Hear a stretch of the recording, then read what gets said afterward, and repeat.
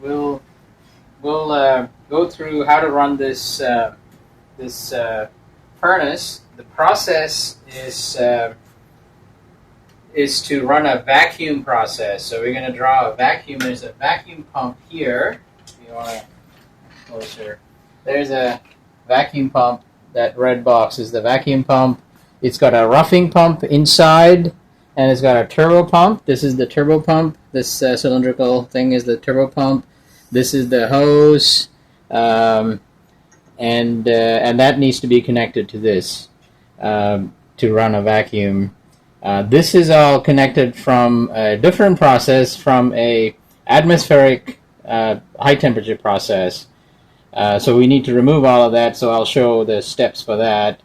And then we'll connect this, and then run the vacuum. So the vacuum, when you run a vacuum in this, this is the quartz tube.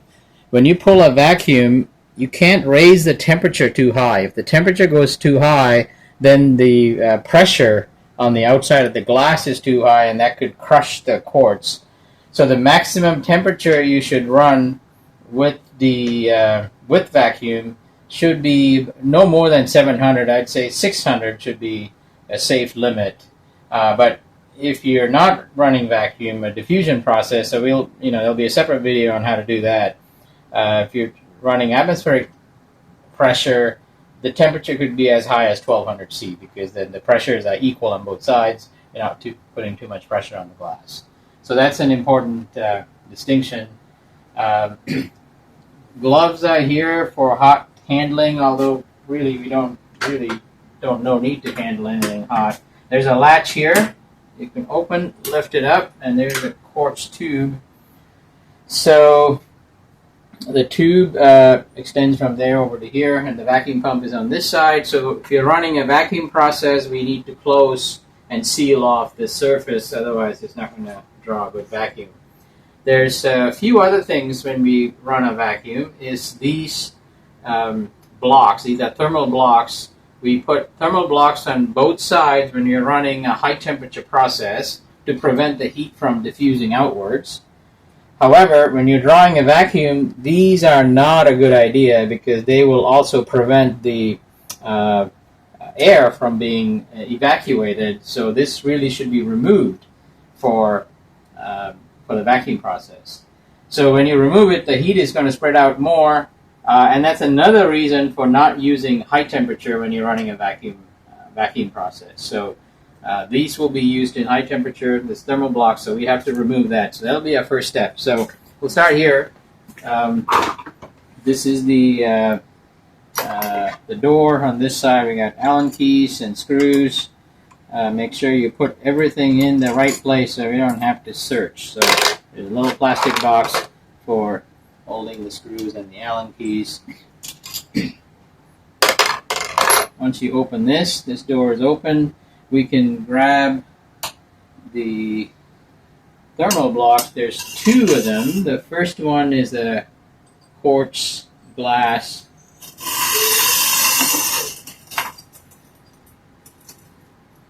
The inside one, I use the quartz glass because it's cleaner. The outside one is a aluminum oxide ceramic.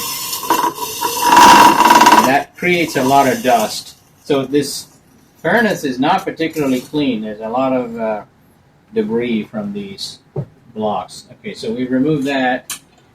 And I have don't leave them lying around. I have a box. Where did that go? Insulated blocks right here. So this is where I keep all the insulated block. This is the ceramic block that we took off. And this is the quartz. This has also been coated with aluminum oxide. You can see it's not a clear glass, right? It's been coated over time. And this is the one we just took out. So put those away. Okay, so that's done. The next step, so we have a checklist. Checklist is on my phone, so I'll have to look here on the computer.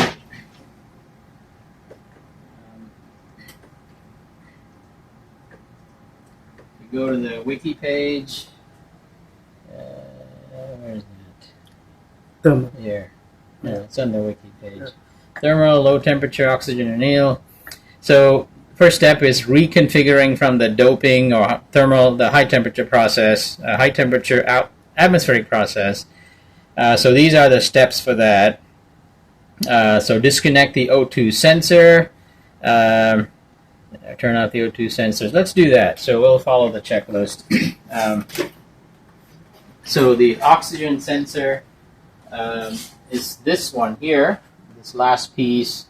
This senses oxygen, and that's again, it's for atmospheric pressure. These can't run in vacuum, and this wire goes to this oxygen sensor. This is the oxygen sensor, which we are not going to run. So we'll just, this is always left off, so we'll leave it off. We'll leave that, so yeah, remove that. So that's removed, and we can also take this out. This is just to lightly cover this hole so that the hot gases can escape, but we're not going to use that. So remove this. This is a KF flange. If you're not familiar with KF flanges, you can talk to me or read up on it. It's a KF style flange. That's the clamp, and there is a seal, an O-ring in the middle. Yeah, I'm just going to leave it because I'm going to use. So this is the oxygen sensor. This is a valve that's electrically actuated valve that lets the gases through so it can read the oxygen. So we don't need that. So we'll connect the pump. So the pump flange is exactly the same. So put it right up against that and put the clamp on. No, that's the wrong clamp. Clamp.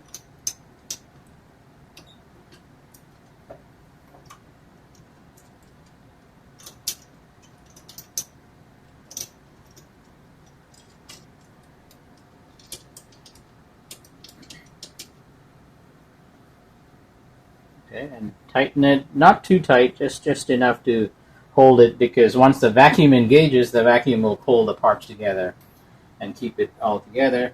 And then on this third port, we're going to put the pressure sensor so we can read the pressure. So we'll use the O-ring. Ideally, we should really clean those O-rings because it's been sitting outside. So let me get my gloves. So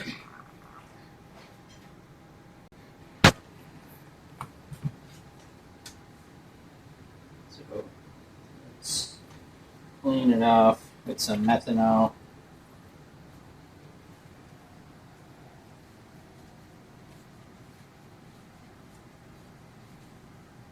See, there's some stuff comes out. Okay, and we'll install the pressure gauge. Just watch for these wires. There's a this is the wire that's sending the data to the computer that's recording the pressure. This is the power supply. Don't disconnect any of that. So, and this is a smaller flange. There's a smaller clamp. These are all standard sizes. So this is the smaller KF flange, and that's the larger one. All right, so tighten that one. So this is connected, and this was already connected. I'll just make sure it's put together well. So we've done that, and on the checklist. Okay, so we've connected the vacuum gauge on the KF25T. Connect the vacuum pump. That's the KF40 is the vacuum pump. That's the larger one. Verify that the throttle valve is fully open. So the throttle valve is actually this one here. Okay, so that one was closed. Open is... So I just took it out to show the position. So this is the throttle valve. If the line is horizontal, that means the valve is open, and when the line is this way, it's closed. So we want the pump to be fully open, so we'll leave it in this position. I'll put that back.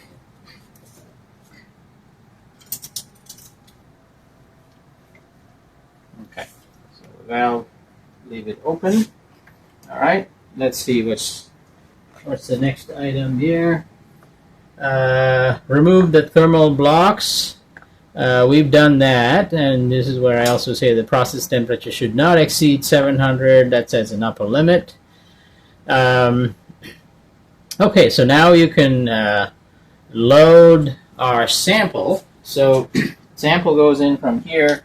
There's two kinds of trays. Everything has to be quartz. You can't put in metals in here or plastics, obviously. Quartz and even regular glass, borosilicate glass will melt or soften.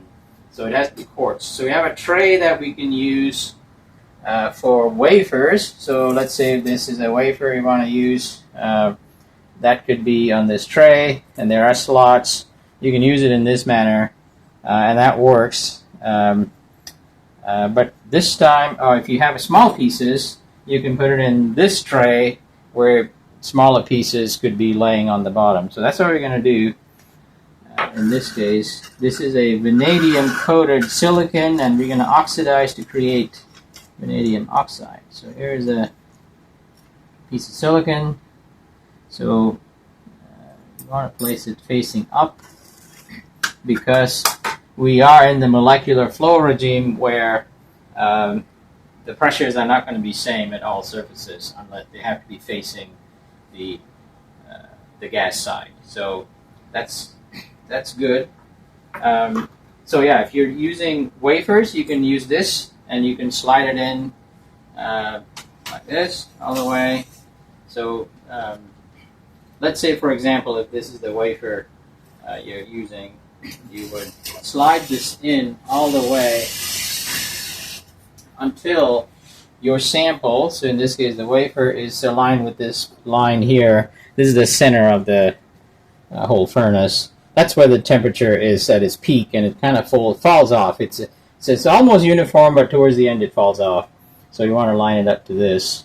We're not going to use this tray because we're not using the wafer, so I'll take that out.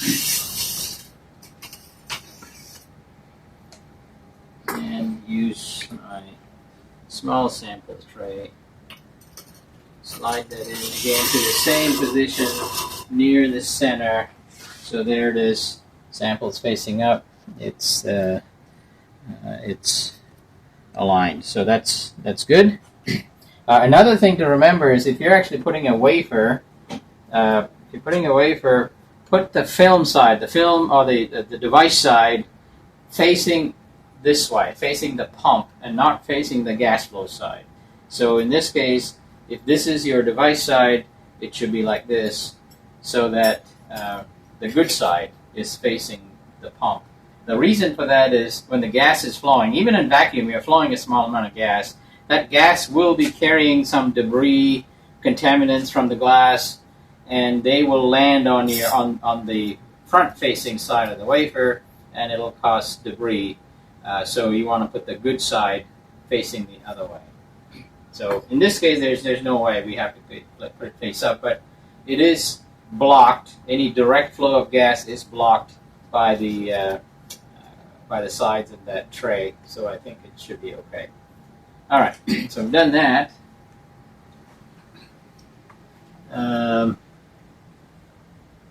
Slide the quartz tray, and then since the vacuum process, door seal has to be clean. Check debris on the O-ring, wipe door seals, close the door, tighten. Okay, so we want to clean that door. Use a methanol to wipe this door seal here.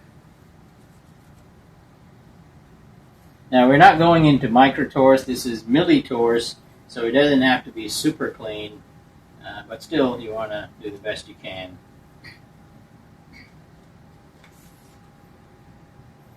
All right, so there's 3 screws.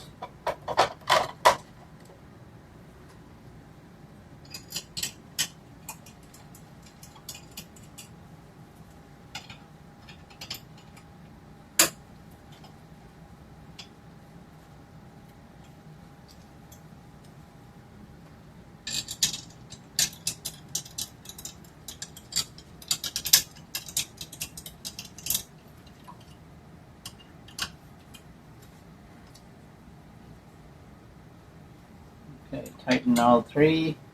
Not super tight, just snug enough to cause a seal. And once the pump engages, the door will get pulled in, and it seals on its own. All right, so we've done that. And this also needs to be closed. So this is the vent valve. So this one here, there's a bunch of things going on. If you're running an atmospheric atmospheric pressure process, the gas comes through here, through this T, through this, and this valve is now open, so it comes through this valve and goes in to the furnace. We are running a vacuum process, so we're going to close this. This has to be fully closed. Okay, close this all the way in and tighten that. So now it can be in vacuum, but we're going to flow a small amount of gas, a very small, and that is going to come through this, and this is regulated down to 1 psi, so very, very small amount. And then there is another needle valve. This needle valve, we're going to keep it all the way closed. It is, just don't change it, it's all the way closed.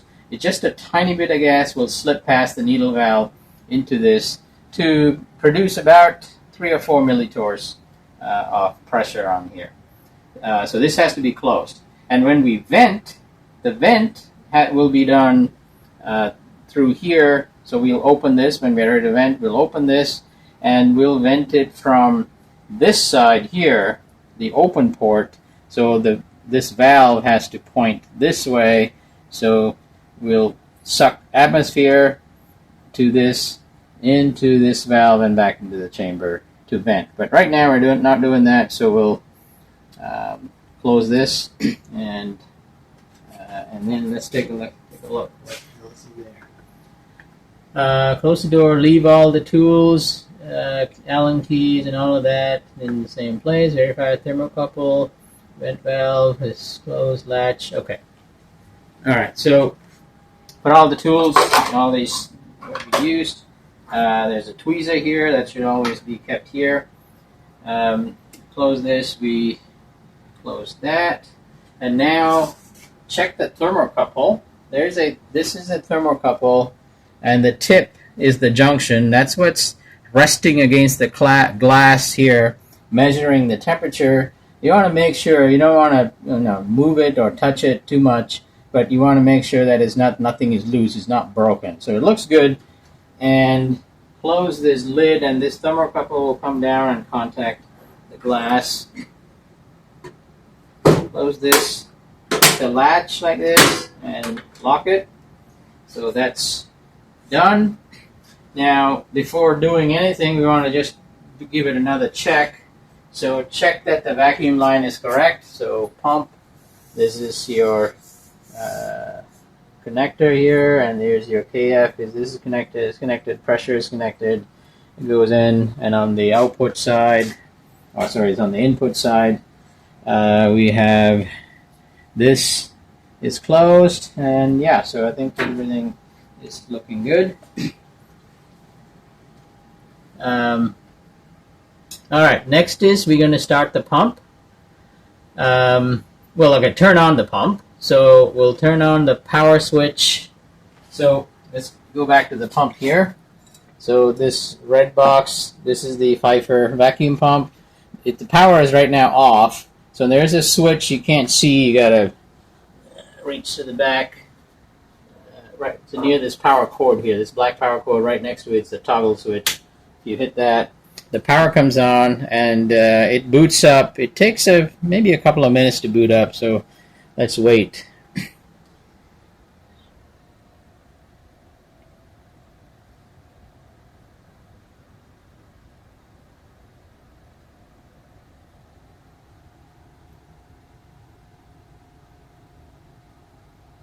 So it's loading some initial parameters.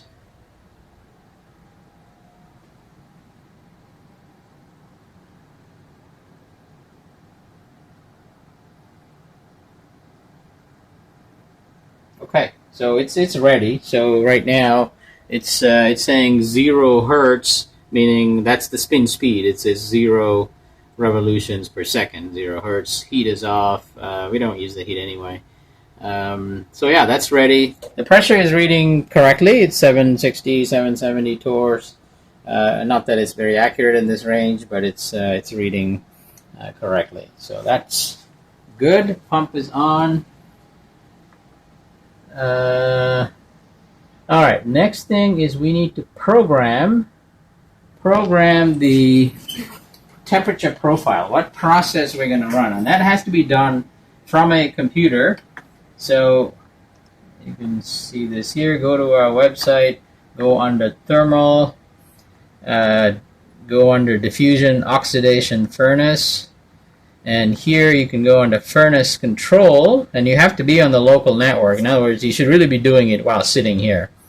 And that brings up this little panel. This is not written for, just general use. You need to kind of be careful with what it's doing. If you click on active profile, this will plot the profile that is currently active into the furnace. So this one here is the profile. This is designed to go up to 800 C, and the ramp rate we use is 10 degrees per minute, no more than 10 degrees per minute. So that's what this is, and it's 800 C, and then it coming back down. This blue is the nitrogen valve. So nitrogen valve is on for the entire duration. So you can see it starts at 30 degrees Celsius, and it waits for 77 minutes to get to 800. So the duration from 30 to 800 is the next step, is 77 minutes. That's because it's 10 degrees a minute, so 800 minus 30 is 770 divided by 10 is 77 minutes. And it once it gets to 800, it waits for 240 minutes. All right, so that is 4 hours. Waits for 4 hours. That's this middle section here, and it's another. These are temperature time points, like coordinates. So this last point is 800 degrees is the temperature, and the time for that for the next duration is 40 minutes, and then it ramps down to 400 C. That's 400 C divided by 10 is 40 minutes. So ramps down to 40, and that's the last step, which means that it kind of stops, turns everything off at that point.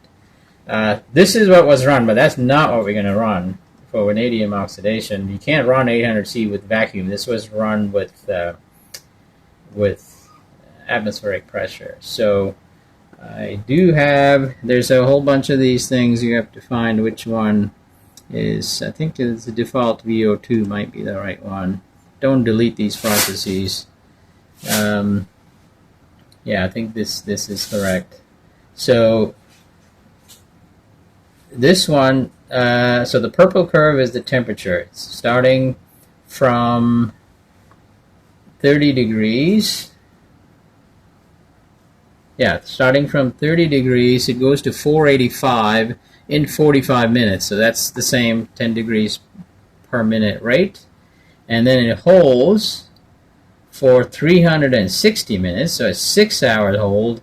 And then it ramps down to 40 degrees C. 40 degrees C, yeah, over 43 minutes comes down here. So that's the purple curve is the temperature. So these are the parameters here. 30 is the temperature, 45 is the time, and then 485 is the next temperature, 360 minutes is the next time, and 485, 43 minutes, and the last one is 40.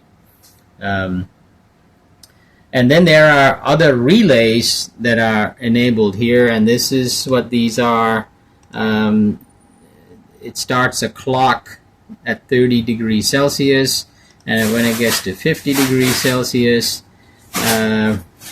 it stops the clock on the way down. So T-start, T-stop, timer starts above 30 C, and timer stops when the temperature drops back below 50. And these are water heaters, which we're not using. Nitrogen, also we're not using. O2 slow is what we're going to use. So this is 7 7 and 8. 1, 2, 3, 4, 5, 6, 7, and 8. So 3 means 3 minutes after the counter starts, the O2 slow will come on. That relay will come on, and that will just keep on running for the whole duration. This 999 means that it just stops when the whole process stops. So we're going to run the slow oxygen. So that's this oxidation process for this vanadium that we developed from before. So that's called default VO2, and you can hit activate, and that'll load it into the furnace. So hit activate, takes a few seconds. There it is. It saved it. Then you go back to the main panel, and then you can plot the active just to make sure it loaded it correctly. Okay, yeah, it looks the same.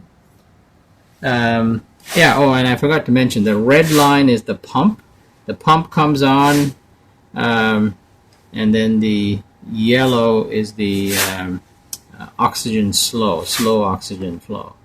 And that is, again, if I go backwards, you can see this 3 was the O2 slow on and off. This is the oxygen on and off. It comes on at 3 minutes, and it turns off at the end of the process. And then the last 2 is the pump on. So pump comes on 1 minute after the counter, and again, that also keeps running till the end. So pump on and pump off. That's the red line, and the yellow is the O2 slow. So, all right. So yeah, let me just one more check here. Yeah. All right.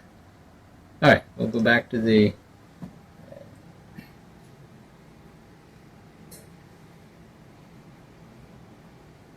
Okay. So now we'll start the process. So before we start the process, we have to turn on this switch here on the wall, and there's a little light that indicates that it's on. This powers all the relays here. So these are the relays, the valves actually, and which are powered through relays for the oxygen, nitrogen, and the slow oxygen. There's 3 valves here: fast oxygen, slow oxygen, and nitrogen. I forget now which is which, but that's the process. And the slow, yeah. So this is the slow oxygen. This cylindrical is the slow. That is the teed off here, and that's the one that's going to flow through our process. So that'll come on. We can check before we run the process to make sure those relays work. You can go here, and you can go into manually turn on the relays just to verify before you start the process. So O2 slow flow, you can hit save, and it takes less than a minute. It's only polling once a minute. It should come on. Give it a minute. There'll be a blue light that comes on the computer, and the relay should power on. There it is. Yeah, I heard a click, and there's the relay. So yeah, it works. Just to make sure, go back and turn it off. So go back, uncheck the box, hit save, and that should turn off the relay. Okay, so that went off. The relay's off. All right, so let's go back into the checklist here. So now we can just start. I mean, that's pretty much it. Everything is ready. Right now, the furnace is currently stopped. We can hit run. I'm going to go ahead and do that. Oh, one more thing I forgot to do. I should have done this first. This should be on. All right, so this is really the heater. When you hit this, the power indicator comes on. So furnace is actually running, and this red indicates the heat is on, and sometimes it blinks when the heat is off. But it won't come on unless you hit the power on. Here is the set point. 35 is the set point. This is the actual temperature. At low temperatures, they're not going to agree. They're going to be, this one is going to be lagging, sometimes leading, but when it gets to higher temperature, they'll be tracking each other much better. So don't be worried too much if they're not following each other. So set point is now 39, and it's just starting to warm up. You can see it just changed by 1 degree. So you gotta wait, because the clock, the counter in the The computer doesn't even start until you hit 30 degrees. So nothing is happening other than just warming up. This is just to avoid things being triggered at room temperature if the room temperature goes up. So I don't start anything until 30 degrees.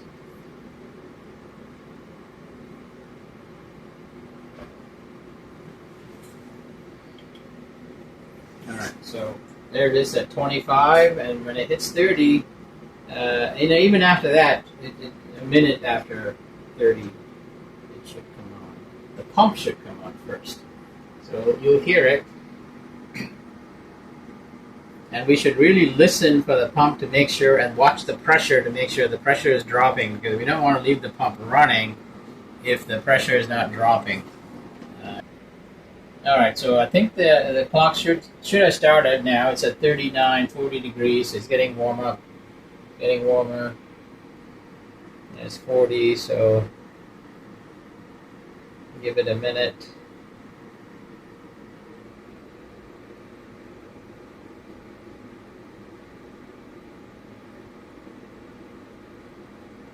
There we go. That's the pump relay. So pump started. It actually started at 60 degrees. Anyway, there it is. The pressure is dropping. 500 torrs, and I can hear the turbo pump already starting. This is a small turbo pump, so it can really run at very high pressures.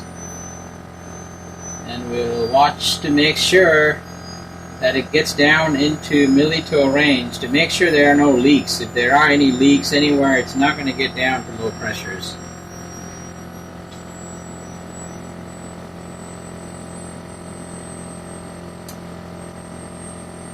And listen to the noise. I mean, that noise is normal. That's the roughing pump that you're hearing. You can also hear the turbo pump's high-pitch sound. That's normal. There shouldn't be any other rattling sounds or anything else.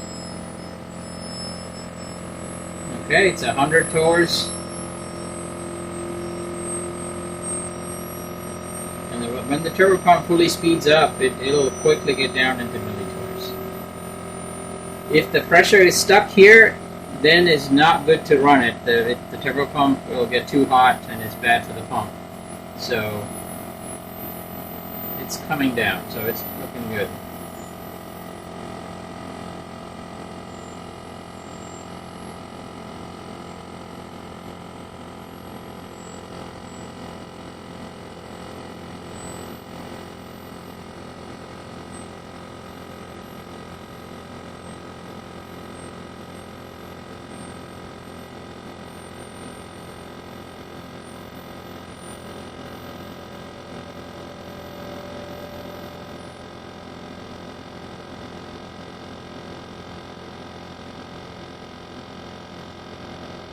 And on the panel here, it shows the speed of the turbo pump in hertz. It's showing 670 hertz. I think it goes up to a maximum of 1200 or 1500 hertz is the maximum speed. So turbo is still accelerating because the pressure is high. It's having trouble accelerating. Once it gets into millitorr, it'll accelerate faster. So it's 4 torrs coming down quickly into millitorr range.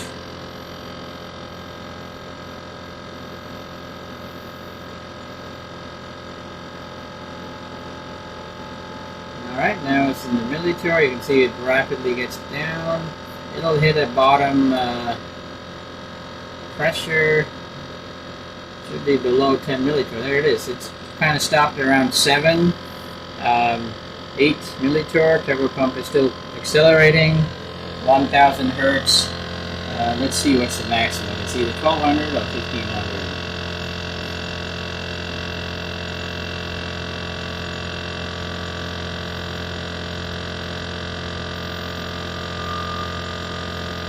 I think it's 1500. Alright, let it run. So the second relay came on. The second relay, so the oxygen is flowing. If the oxygen is not flowing, that pressure will go down to 0 millitorr, which is its lowest possible reading. In other words, the pressure is in the microtorrs and the gauge is not sensitive to read it. It's a Pirani gauge. So yeah, so the oxygen is flowing. I know that because the pressure is kind of leveled at 6 millitorr, which is the process that we want for this oxidation. So yeah, the turbo pump has reached its maximum speed, 1500 hertz. So everything looks normal. Let's go back and take a look at the temperature. It's 116, that's set point. This is actual. Again, there'll be some deviation until it gets into 300-400 degrees, and then it'll be close to each other. Be careful with these wires. This is the wire that's communicating with the computer, so if that gets disconnected, it's going to have problem with the communication. It may even stop the process. I think that's it. So now it's safe at this point to leave it running and walk away. It may be a good idea, if you have time, to wait till it reaches the maximum temperature and then levels off, just to make sure that it doesn't keep going to some high temperature. So this is going to go up to 485. That's about 40 minutes, or 30 minutes actually, because it's already been a few minutes already. It may be a good idea to do that. And we just leave it running. It's going to run for 6 hours at the hold.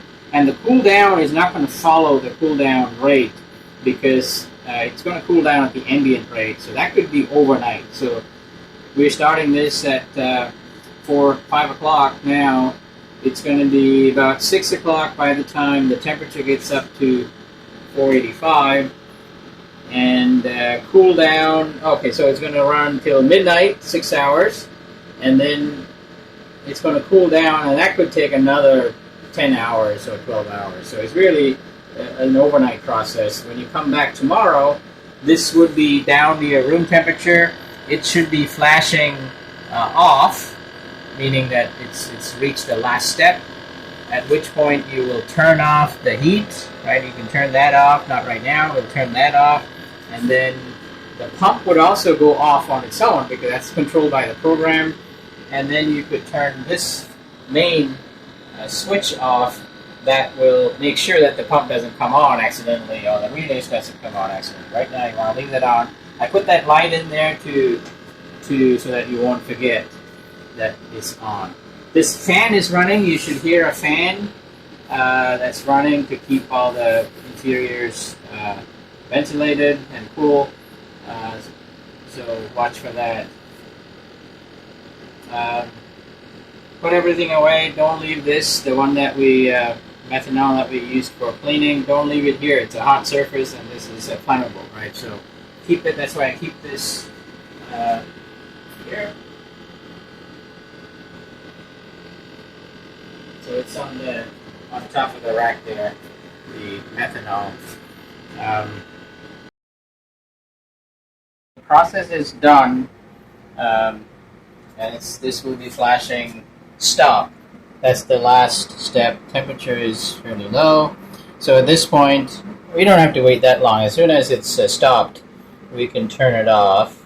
So this is the heater off, and you'll hear the fan and everything stop. And we can also go and turn off the pump. So pump's switch is in the side here. Pump is obviously not running, right? You can see it's not running. You can turn that power off. And then we come over here, we can turn this off. This will prevent any of the relays from activating, so gas flow, even the pumps on-off, not the power on, but the pump activation is also controlled by relays here. So that is completely shut down. This is off. Make sure this is off before you open the lid, because the heater coils are exposed. You see these heater coils? They are. You can get electrocuted if this is on and you touch it. So this is done. So we can vent. All right, venting. We want to vent. So look on this. This here. This T. We want to vent from the outside. We're going to vent air, not nitrogen. So air is going to enter from here into this through this valve. So make sure this valve, the pointy end of this valve, is pointing that way. And then you can slowly open it, and you can watch the pressure. Right now is 150 torrs. Actually, it's been leaking air in anyway. So when you open it, yeah, you can hear it go up, and the pressure goes up, and you can hear the airflow.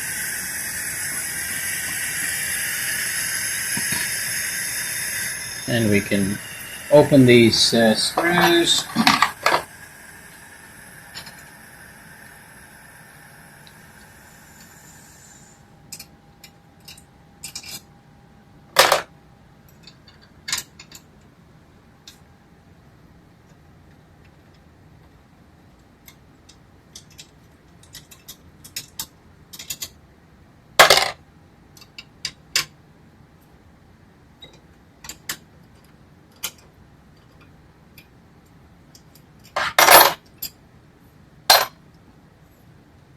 Okay, so we can get our tray out.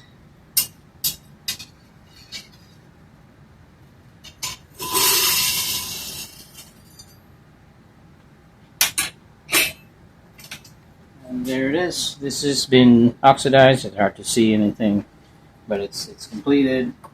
So, so yeah, that's the end. We can close this.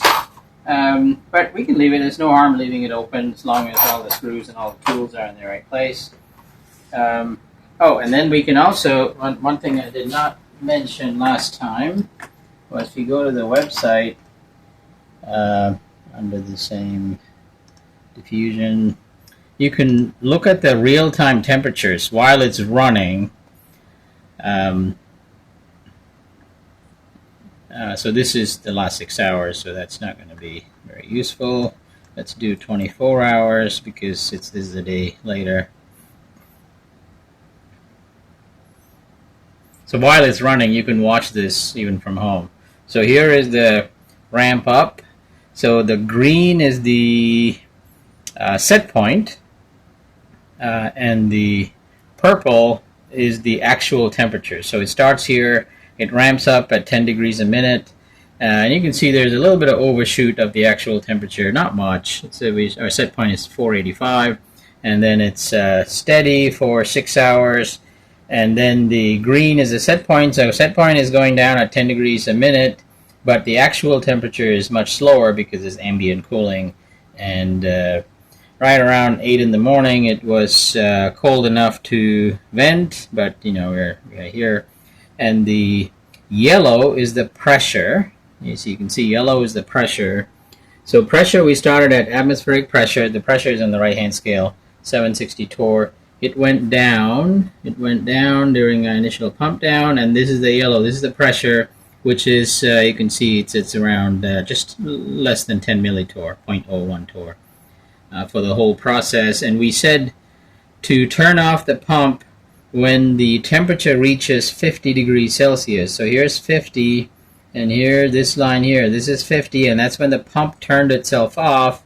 And as soon as it turned itself off, you can see the pressure started rising because the chamber has leaks in it. So it's been slowly coming up to, say, it quickly came up to 1 torr, and then after that it's been slowly coming up. And this is our final vent, this last line. There's these other lines here. The black line is the oxygen flow. That also started right off in the beginning. It's been holding all the way until the process ended when the temperature was at 50. This other green line is the pump. So that's the pump relay. So that's when the pressure was low. As soon as the pump relay went off, the pump went on, pump went off, and then the pressure came up. So you can watch all of these while it's running.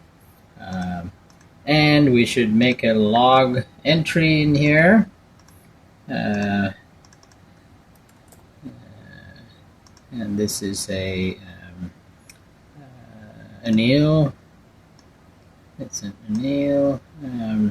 Fitted at 485. Duration was 360 minutes. And process gas was O2. So any detail that you think is relevant, yeah, and you can save that log entry. Okay, I think we're done.